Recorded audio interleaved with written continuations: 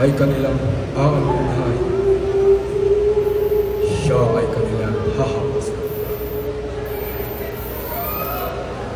Siya ay ibilang isang magnanakaw. Sa ganitong paraan, ang kamatayan ng anak ng tao sa kamay ng kapwa-tao tatapwat hindi nakananaig. Sa iyo ang kamatayan.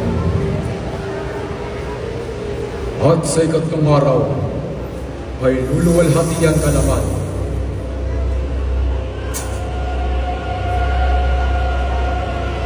At ibabangon ka sa mga patay at muling mabubuhay. Kasakit-sakit kasi ang daranasin ng buhay sa kamay ng mga tao. Tatapot ito ang kalooban ng langit sa nakataktong kalooban ng Diyos Amang kataas-taasan.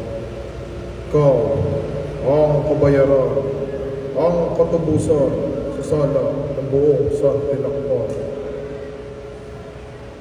Jesus, sa iyong katawan ay maglalagusan ang kasumpa-sumpang kalugitan ng sanlibutan. Masusuklian ng iyong walang hanggang kapatawaran. Jesus,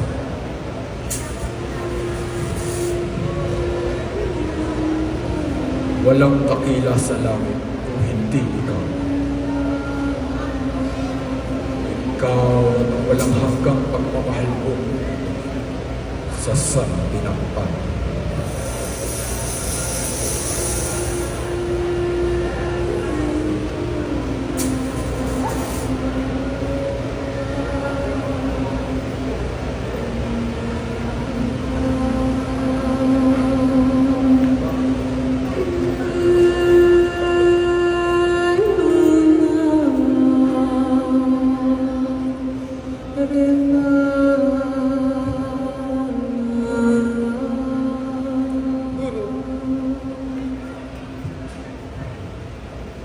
Mabuti pa sa atin na tayo dito.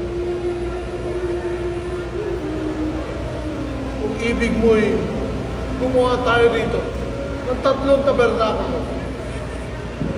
Isa sa iyo, isa kay Moises, at ang isa kay Elias.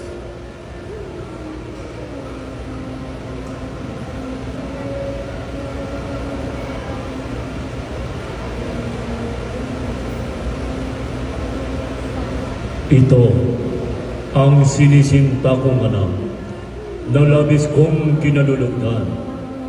Siya ang inyong pakinggan.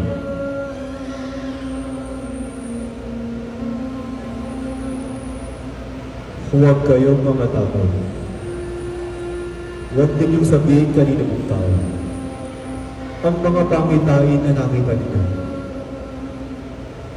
hanggat hindi ba na ibabangon sa mga patay ang anak ng tao.